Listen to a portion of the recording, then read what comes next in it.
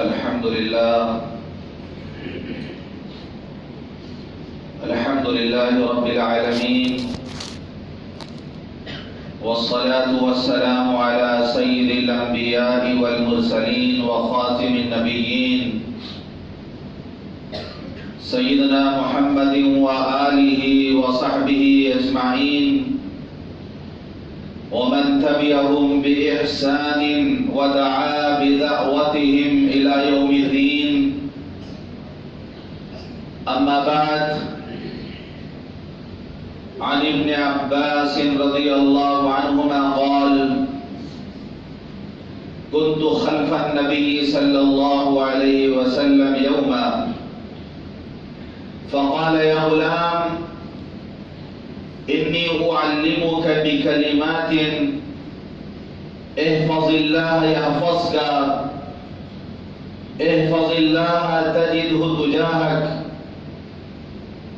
وإذا سألت فاسأل الله، وإذا استعنت فاستعن بالله، واعلم أن الأمة لو اجتمعت على أن ينفعوك بشيء لم ينفعوك إلا بشيء قد كتب الله لك، ولو اجتمعوا على أن يضروك بشيء لم يضروك إلا بشيء قد كتب الله لك. رفعت الأقلام وجفت الصحف، أو كما قال عليه الصلاة والسلام. رواه الترمذی. محترم بزرگوں، دوستوں اور دینی بھائیوں،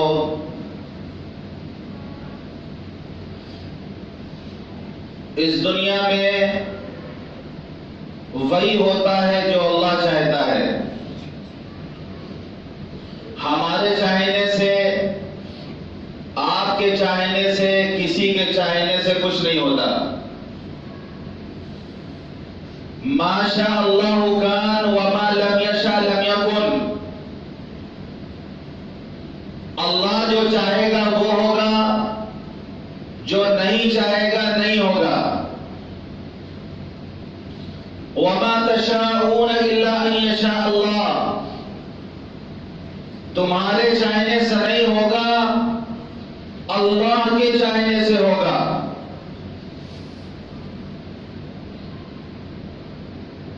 اللہ اس کائنات کا مالک ہے، خالق ہے. ہر چیز اس کے قبضے قدرت میں ہے. وہ جسے چاہے اپنے فضل سے نواز دے. حکومت دینے والا وہی، حکومت چھیننے والا وہی.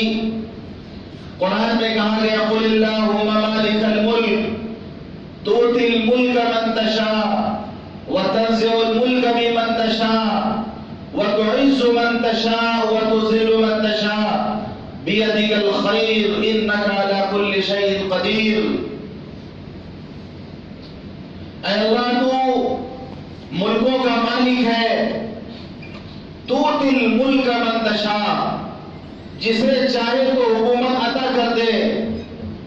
وتنزع الملک ممن تشاء، جس سے چاہے تو حکومت چھین لے. وتعز من تشاء، جسے چاہے عزت عطا کر دے. وتذل من تشاء، اور جسے چاہے ذلت عطا کر دے. بیدک الخیر، تمام بھلائیاں تیرے قبضے قدرت میں ہیں.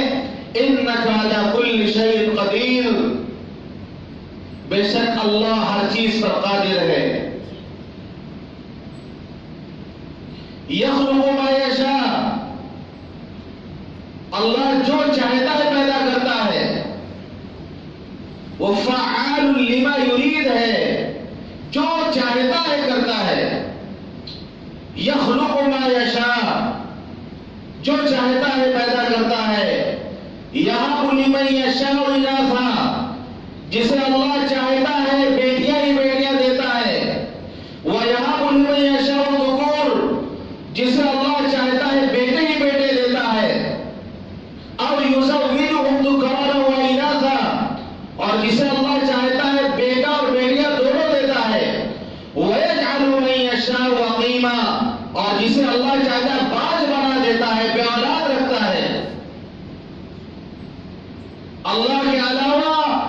نہ کسی کو کوئی کچھ دے سکتا ہے نہ کچھ چھین سکتا ہے. روزی دینے والا وہی، اولاد دینے والا وہی، فتح دینے والا وہی، ہار کے اسی کی طرف سے فیصلے، بیماری دینے والا وہی، شفا کا اسی کی طرف سے انتظام.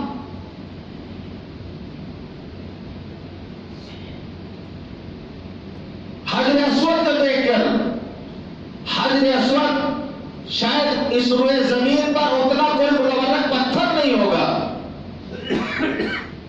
کہ جس کے بارے میں آتا ہے کہ کل قیامت کے دن حجر اسود کو دو آنکھیں دی جائیں گی، اس کو زبان دی جائے گی جس سے وہ اللہ کے سامنے گواہی دے گا. جن لوگوں نے حجر اسود کا بوسہ دیا ہے یا دور سے استلام کیا ہے، حجر اسود کل قیامت کے دن گواہی دے گا ان کے بارے میں. اس کے بارے میں کہا جائے گا جنتی پتھر ہے وہ. اس پتھر کو دیکھ کے حضرت عمر رضی اللہ عنہ نے فرمایا کہ انک حجر لا تضر ولا تنفع. میں جانتا ہوں کہ تم صرف ایک پتھر ہو، نہ تم کسی کو نفع پہنچا سکتے ہو نہ نقصان پہنچا سکتے ہو. اگر میں اپنے آقا جناب محمد رسول اللہ صلی اللہ علیہ وسلم کو تجھے چومتے ہوئے نہ دیکھتا تو میں کبھی بھی تجھے نہیں چومتا. جب حجر اسود کے دیکھ کے صحابی رسول یہ کہہ رہے ہیں تو پھر کون سا پتھر اور کون سا آستانہ اور کون سا مزار اور کون سا در، کون سی درگاہ اور کون سی چوکھٹ ایسی ہوگی جو کسی کو نفع اور نقصان پہنچا دے. سب بے بس ہے اللہ کے سامنے، فرشتے ہوں، اولیاء ہوں، انبیاء ہوں، سب کے بارے میں اللہ کہتا ہے یا ایھا الناس انتم الفقراء الی اللہ. اے لوگوں تم سب کے سب اللہ کے بھکاری ہو.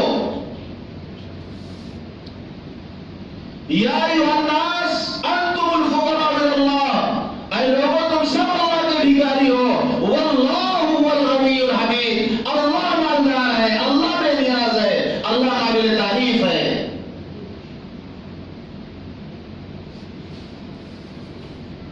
نبی کو بھی اگر اولاد کی ضرورت پڑی تو کسی اور کی دعائی انہوں نے نہیں دی، کسی اور سے اولاد انہیں نہیں مانگا، کسی در پہ نہیں گئے، کسی آستانے پہ نہیں گئے. حضرت ابراہیم علیہ السلام کی عمر جب اس عمر کو پہنچتے ہیں کہ بڑھاپے کو عمر ہو جاتی ہے تو اللہ سے دعا مانگتے ہیں. انہیں پتا ہے کہ اولاد دینے کا خزانہ اللہ کے پاس ہے. فرمایا ربی حب لی من الصالحین، ربی حب لی من الصالحین. اے اللہ مجھے نیک بیٹا عطا فرما، نیک فرزند عطا فرما. فبشرناہ بغلام حلیم. اللہ نے حلیم بردبار بیٹے کی بشارت انہیں سنائی. حضرت زکریا علیہ السلام بوڑھے ہو گئے، اولاد نہیں ہے. اللہ سے دعا مانگا انہوں نے رب لا تذرنی فردا وانت خیر الوارثین. اللہ مجھے تنہا نہ چھوڑ کہ میری نسل ہی ختم ہو جائے، تو بہترین وارث دینے والا ہے. جب حضرت مریم کے پاس ملنے کے لیے گئے حضرت زکریا علیہ السلام، کیونکہ ان کی کفالت ان کی تربیت وہی کر رہے تھے. کلما دخل علیہ زکریا ابن مریم وجد عندها رزقا. دیکھا کہ حضرت مریم محراب میں بیٹھ کر کے بن موسم کے پھل کھا رہی، بن موسم کے پھل، تازے تازے پھل وہ بیٹھ کے کھا رہی مسجد میں. قال انا لکی ھذا. حضرت زکریا نے پوچھا مریم یہ پھل تمہارے پاس کیسے آیا؟ قال هو من عند اللہ، هو من عند اللہ. اللہ کے پاس سے آیا ہے، یا اللہ نے مجھے دیا ہے. حضرت زکریا علیہ السلام نے دیکھا کہ جو اللہ بن موسم پھل دے سکتا ہے وہ اللہ بڑھاپے میں اولاد بھی دے سکتا ہے.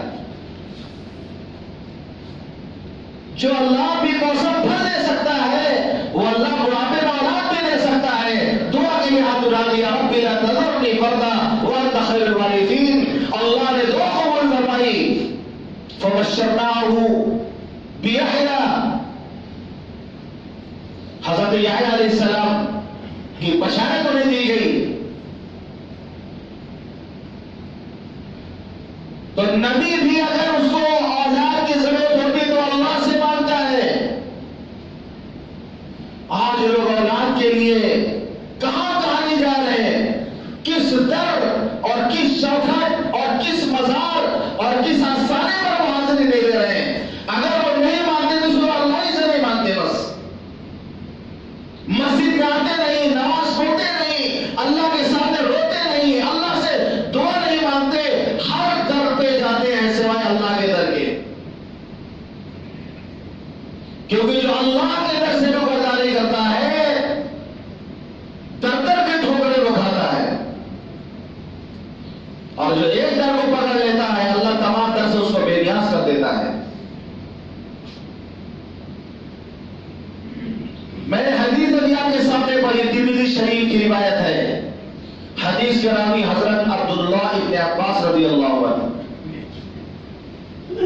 وہ روایت کرتے ہیں کہ میں ایک دن حضور پاک صلی اللہ علیہ وسلم کے پیچھے بیٹھا ہوا تھا.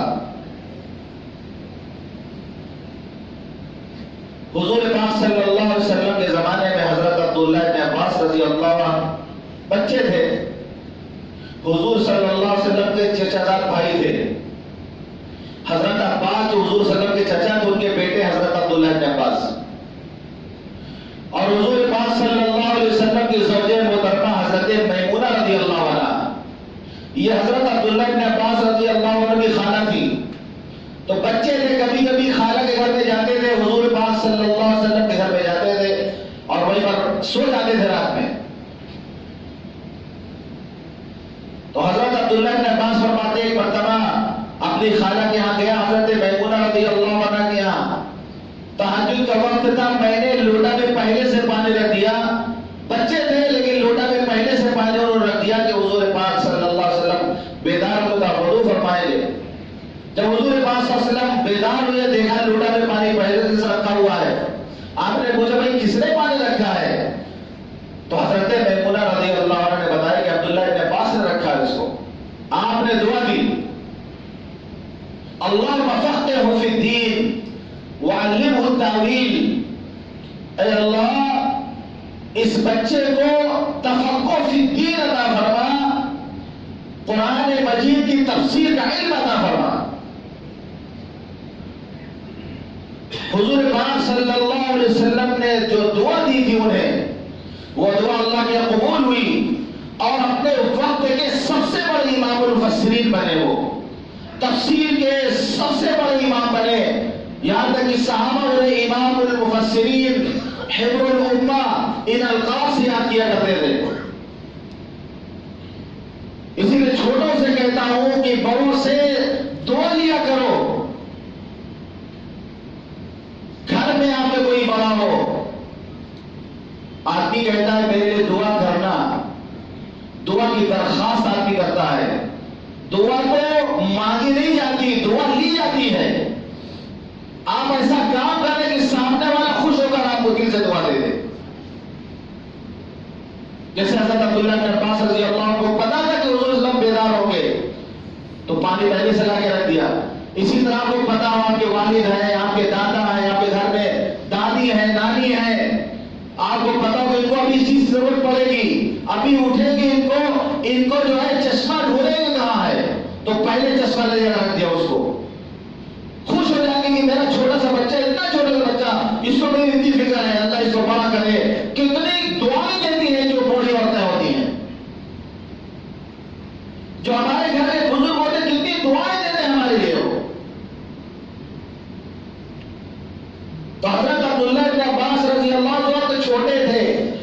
سمجھ لیجیے حضور پاک صلی اللہ علیہ وسلم کی جس وقت وفات ہوئی تو حضرت عبداللہ بن عباس رضی اللہ عنہ کی عمر 13 سال کی تھی.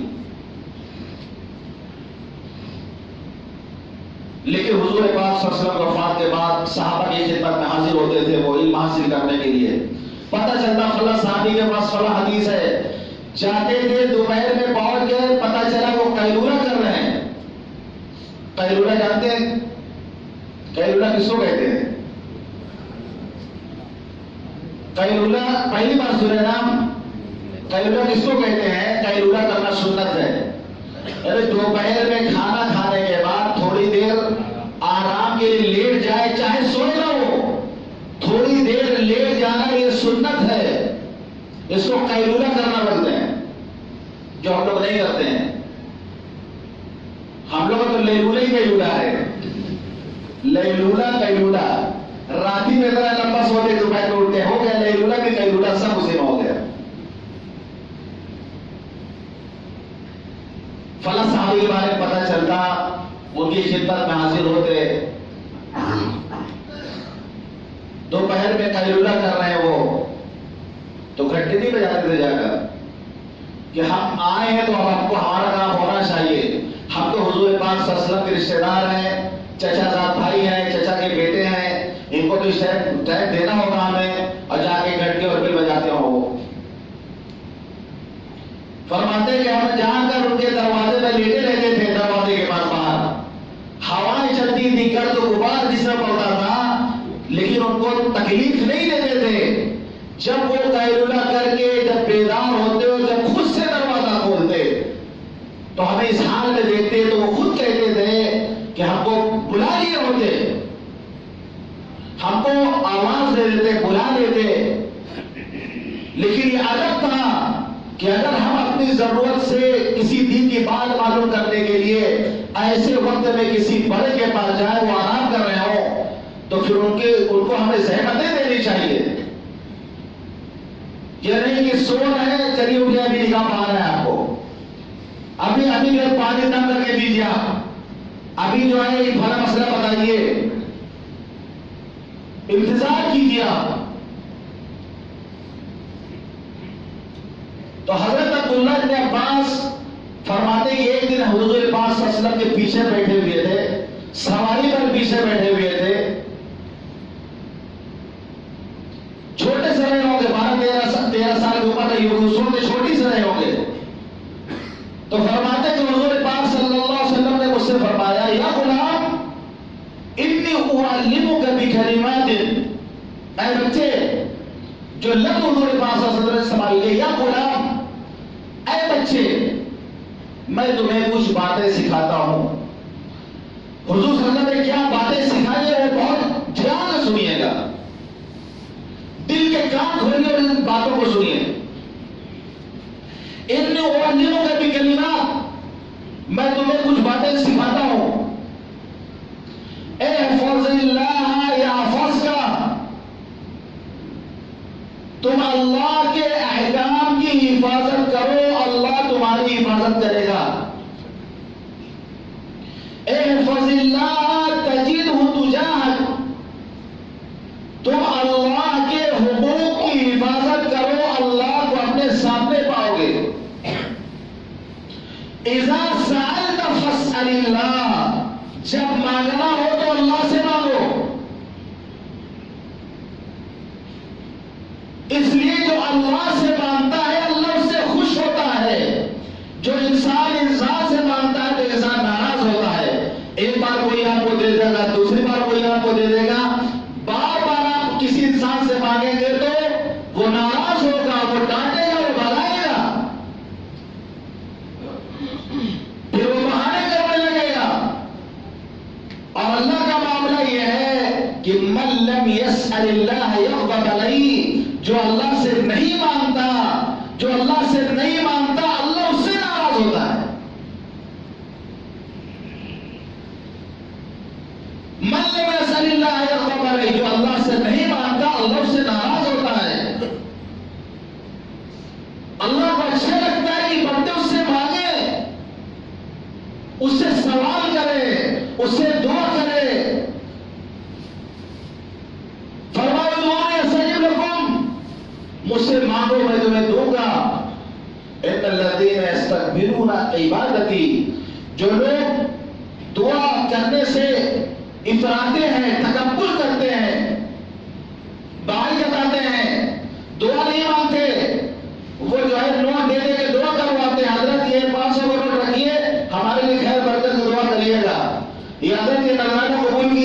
ہمارے لیے دعا کریے گا. جو نوٹ دے دے کے دعا خریدتے رہتے ہیں خود دعا کرنے کی ان کو توفیق نہیں ملتی, خود دعا نہیں کرتے. بڑے آدمی ہیں, سیٹ ہیں, بڑے پیسے والے ہیں, ارب پتی آدمی ہیں, یہ کیوں دعا مانگیں گے؟ یہ تو دعا خریدتے ہیں پیسے دے دے کر کے.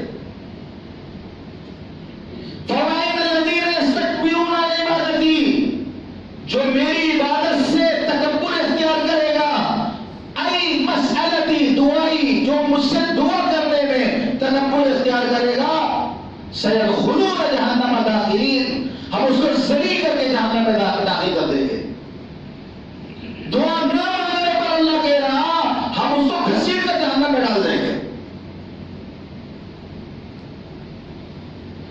تو اللہ سے دعا مانگنا چاہیے. ہم لوگ اللہ سے بہت کم مانگتے ہیں, جتنا بندوں سے مانگتے ہیں اس سے بہت کم ہم اللہ سے مانگتے ہیں. اس لیے ہمیں دعا کرنے کا طریقہ ہی نہیں معلوم. 2-3 الفاظ ادا کرنے کے بعد دعا کے الفاظ نہیں آتے. کیا مانگا ہے اللہ تعالیٰ سے؟ 5 منٹ دعا کے بعد کیا مانگا جائے؟ سب کچھ دینے والا تو اللہ ہے, اور اللہ ہی سے ہمیں مانگنا نہیں آتا. اور اللہ کا معاملہ یہ ہے کہ مانگو اسی سے جو دے دے خوشی سے, کہے نہ کسی سے. مانگو اسی سے جو دے دے خوشی سے, کہے نہ کسی سے. نہ مانگو کسی سے, نہ دے گا خوشی سے اور کہے گا سبھی سے. آپ کی بہت پٹی دوسروں سے کھول دے گا کہ ہم سے پیسہ مانگنے آیا تھا, ہم سے مدد مانگنے آیا تھا. آپ کو رسوا کر دے گا, آپ کو بے عزت کر دے گا. ارے اللہ سے مانگو جو خوشی سے دے گا اور کسی سے نہیں بتاتا. بندوں کی حاجتیں اس کے سامنے, لیکن کسی پر کسی کا راز کو ظاہر نہیں کرتا. وَإِذَا سَأَلْتَ فَاسْأَلِ اللَّهَ, مانگنا ہے تو اللہ سے مانگو. وَإِذَا اسْتَعَنْتَ فَاسْتَعِنْ بِاللَّهِ, اگر مدد مانگنی ہو تو اللہ سے مدد مانگو. ہمیں نماز کی ہر رکعت میں سکھایا گیا ایاک نعبد و ایاک نستعین, اے اللہ ہم تیری عبادت کرتے ہیں, صرف تجھی سے مدد مانگتے ہیں. لیکن حالت ہماری یہ ہے کہ جب ہمارے ساتھ حالات میں جاتے ہیں تو ہم کہاں سے مدد مانگنے کے لیے جاتے ہیں؟ غیروں کی دعائیں ہم دیتے ہیں. کس کو بلاؤ گے؟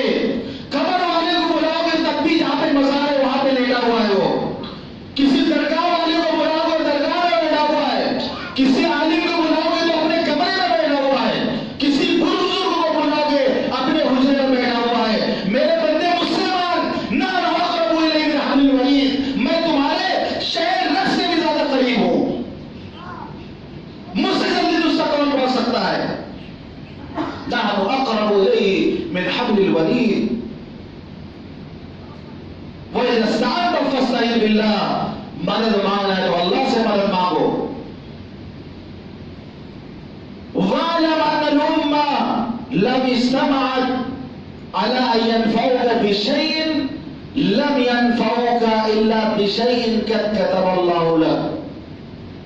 اور جان لو کہ اگر ساری دنیا مل کر تمہیں نفع پہنچانا چاہے تو نفع نہیں پہنچا سکتی مگر اتنا ہی جتنا اللہ نے تمہارے مقدر میں پہلے سے لکھ دیا ہے. جتنا تمہارے مقدر میں اللہ نے لکھ دیا ہے اس سے 1 انچ زیادہ, 1 پائی زیادہ ساری دنیا مل کر چاہے کہ تمہیں فائدہ پہنچا دے, نہیں پہنچا سکتی. وَلَوِ اسْتَمَعُوا عَلَىٰ أَن يَضُرُّوكَ بِشَيْءٍ لم يضروك الا بشيء قد كتب الله لك. اور اگر ساری دنیا مل کر تمہیں نقصان پہنچانا چاہے تو نقصان نہیں پہنچا سکتی مگر اتنا ہی جتنا اللہ نے تمہارے مقدر میں لکھ دیا ہے. رفعت الاقلام وجفت الصحف, تقدیر لکھ کر کے قلم اٹھا دیے گئے. وجفت الصحف, صحیفے بھی خشک ہو گئے. تقدیر کاتب تقدیر جس نے تقدیر لکھا ہے, تقدیر لکھ کے فارغ ہو چکا ہے, وہ قلم اٹھا لیے گئے. وجفت الصحف, اور صحیفے جن پہ لکھا ہے اس کی روشنائی بھی خشک ہو چکی ہے۔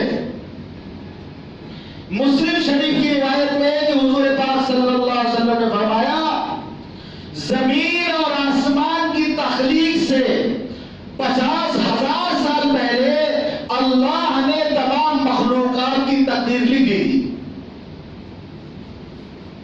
زمین اور آسمان کی تخلیق سے 50,000 سال پہلے تمام مخلوقات کی تقدیر اللہ نے لکھ دی تھی۔ اور بخاری و مسلم کی روایت ہے، ابن تیمیہ رحمۃ اللہ علیہ کہتے ہیں کہ میں تقدیر کے بارے میں کچھ شک شبہ میرے دل میں تھا، میں اس کو حل کرنے کے لیے کہ صحابی رسول حضرت ابی بن کعب رضی اللہ عنہ کے پاس گیا اور میں نے جا کے عرض کیا کہ تقدیر کی طرف سے کچھ شک میرے اندر ہے، آپ تقدیر کے بارے میں مجھے بتائیں تاکہ وہ شک شبہ دور ہو جائے۔ ہم لوگوں میں اکثر کی حالت یہ ہوتی ہے کہ تقدیر کی جب بات آتی ہے تو آدمی شک میں پڑ جاتا ہے، یار جب اللہ نے پہلے سے لکھ دیا ہے کون جنت میں جائے گا کون جہنم میں جائے گا تو پھر اب ہم لوگ کیا کر سکتے ہیں؟ جب سب کی روزی لکھ دی گئی ہے تو پھر کیا کر سکتا ہے؟ کوئی کمائے چاہے نہ کمائے، یہ تو مقدر کی بات ہے۔ عام طور پہ سب باتیں ذہن میں آتی ہیں۔ تو انہوں نے کہا میرے دل میں شک شبہ تھا، تو میں حضرت ابی بن کعب رضی اللہ عنہ کے پاس گیا، میں نے ان سے پوچھا تو انہوں نے کہا سنو، زمین اور آسمان کی تمام مخلوقات کو اللہ کا نظام دے دے تو وہ ظالم نہیں ہوگا۔ زمین اور آسمان کی تمام مخلوقات کو اگر اللہ عذاب میں مبتلا کر دے تو اس کام میں ظالم نہیں ہوگا، اور اگر وہ سب پر رحمت نازل فرما دے تو یہ رحمت ان کے اعمال سے بڑھ کر کے ہے، یہ ان کے اعمال کا بدلہ نہیں ہے۔ اور تقدیر پر ایمان لانا اتنا ضروری ہے کہ اگر تم بہت پہاڑ کے برابر سونا اللہ کے راستے میں صدقہ کر دو وہ قبول نہیں ہوگا جب تک تم تقدیر پر ایمان نہ لاؤ۔ اور اس بات پر یقین نہ رکھو کہ جو کچھ تمہیں پہنچتا ہے، جو کچھ تمہیں پہنچ رہا ہے وہ سب اللہ کا لکھا جا چکا ہے، جو نہیں پہنچا وہ پہنچنے والا تھا ہی نہیں کیونکہ وہ لکھا ہی نہیں تھا۔ اس عقیدے کے بغیر اگر تم دنیا سے چلے گئے تو جہنم میں جاؤ گے۔ ابن تیمیہ کہتے ہیں وہاں سے واپس میں حضرت عبداللہ بن مسعود رضی اللہ عنہ کے پاس آیا، ان سے میں نے اپنی بات رکھی، انہوں نے بھی جواب دیا۔ وہاں سے میں حضرت حذیفہ بن الیمان رضی اللہ عنہ کے پاس آیا، ان کے سامنے میں نے بات رکھی، انہوں نے بھی یہ جواب دیا۔ ان کے بعد میں حضرت زید بن ثابت رضی اللہ عنہ کے پاس آیا، ان کے سامنے اپنی بات رکھی، انہوں نے بھی یہ جواب دیا۔ تو تقدیر بہت نازک مسئلہ ہے۔ حضرت علی رضی اللہ عنہ روایت کرتے ہیں، بخاری مسلم کی روایت ہے، حضرت علی رضی اللہ عنہ روایت کرتے ہیں کہ حضور پاک صلی اللہ علیہ وسلم نے ارشاد فرمایا تم میں سے ہر ایک کا ٹھکانہ جنت ہے جہنم لکھا جا چکا ہے۔ تم میں سے ہر ایک کا ٹھکانہ جنت ہے یا جہنم لکھا جا چکا ہے۔ صحابہ نے عرض کیا اللہ کے رسول تب ہم تقدیر پر بھروسہ کر کے عمل کرنا چھوڑ دیں؟ جب لکھا جا چکا ہے تو تقدیر پر یقین کرتے ہوئے عمل کرنا چھوڑ دیتے ہیں۔ آپ نے بولا نہیں، اعملوا فکل میسر، عمل کرو، فکل میسر لما خلق له، عمل کرو کیونکہ ہر ایک کو وہی توفیق ملتی جس کے لیے پیدا کیا گیا ہے۔ عمل کرنا مت چھوڑو، جو نیک بخت ہوگا اس کو اچھے عمل کرنے کی توفیق ملے گی، جو بدبخت ہوگا اس کو غلط عمل کرنے کی توفیق ملے گی۔ پھر ہم نے قرآن کی آیت پڑھی فَأَمَّا مَنْ أَعْطَى وَاتَّقَى وَصَدَّقَ بِالْحُسْنَى فَسَنُيَسِّرُهُ لِلْيُسْرَى وَأَمَّا مَنْ بَخِلَ وَاسْتَغْنَى وَكَذَّبَ بِالْحُسْنَى فَسَنُيَسِّرُهُ لِلْعُسْرَى۔ جس نے دیا، تقوی اختیار کیا، اچھے بات کی تصدیق کی تو ہم اس کے لیے آسانی کا راستہ، جنت کا راستہ اس کے لیے آسان کر دیں گے۔ اور جس نے جھٹلایا، اعراض کیا، لاپرواہی کی، اچھی بات کو جھٹلایا، ہم اس کے لیے تنگی اور سختی یعنی جہنم کا راستہ آسان کر دیں گے۔ حضرت عبداللہ بن مسعود رضی اللہ عنہ فرماتے ہیں کہ حضور پاک صلی اللہ علیہ وسلم نے ارشاد فرمایا کہ جب بچہ رحم مادر میں ہوتا ہے 3 چلے گزرنے کے بعد ایک فرشتہ آتا ہے جو اس کی عمر کے بارے میں لکھ دیتا ہے، 4 چیزیں لکھتا ہے، اس کی عمر کے بارے میں، اس کے رزق کے بارے میں، اس کے عمل کے بارے میں، اور یہ خوشبخت ہے کہ بدبخت ہے، یہ 4 چیزیں لکھی جاتی ہیں، اس کے بعد اس کے اندر روح پھونکی جاتی ہے۔ یہ 4 چیزیں لے کے بچہ دنیا میں آتا ہے، پھر آپ نے فرمایا قسم اس ذات کی جس کے سوا کوئی معبود نہیں، تم میں سے کوئی ایسا ہے جو جنتیوں والا عمل کرتا ہے، جنت والا عمل کرتا ہے، یہاں تک کہ اس کے اور جنت کے بیچ میں ایک ہاتھ کا فاصلہ رہ جاتا ہے، اس کی تقدیر غالب آتی ہے، اس کی تقدیر غالب آتی ہے، وہ جہنمیوں والا کام کرنے لگتا ہے اور جہنم میں پہنچ جاتا ہے۔ اور کوئی ایسا ہے جو جہنمیوں والا عمل کرتا ہے، یہاں تک کہ اس کے اور جہنم کے درمیان ایک ہاتھ کا فاصلہ رہ جاتا ہے، اس کی تقدیر غالب آتی ہے، وہ جو ہے جنتیوں والا عمل کرنے لگتا ہے اور جنت میں داخل ہو جاتا ہے۔ اب معاملہ ہمارے سمجھ میں آئے اور چاہے نہ سمجھ میں آئے، اقرار ہم کر چکے ہیں۔ کیا اقرار کر چکے ہیں؟ آمنت باللہ وملائکتہ وکتبہ ورسلہ والیوم الآخر والقدر خیرہ وشرہ من اللہ۔ اچھی اور بری تقدیر ہم ایمان لائیں اس پر، وہ اچھی تقدیر ہو یا بری تقدیر ہو، آمنت باللہ ہم تو ایمان لا چکے اس پر، اور تقدیر کے بارے میں بحث بھی نہیں کرنا چاہیے۔ حضرت ابو ہریرہ رضی اللہ عنہ کہتے ہیں کہ ہم لوگ تقدیر کے بارے میں بات کر رہے تھے مسجد نبوی میں بیٹھ کر، حضور پاک صلی اللہ علیہ وسلم تشریف لائے، بہت غصے میں آپ تشریف لائے، اتنا غصہ تھے آپ کا چہرہ غصے سے سرخ ہو گیا تھا، جیسے لگتا ہے انار کو نچوڑ دیا گیا آپ کے رخسار پر۔ آپ نے فرمایا تم لوگ تقدیر کے بارے میں بحث کر رہے ہو، کیا میں اسی لیے آیا ہوں؟ تم سے پہلی امتیں ہلاک ہوئی، ہلاک ہو گئی اسی بارے میں بحث کر کے۔ خبردار خبردار تقدیر کے بارے میں بحث نہ کرنا۔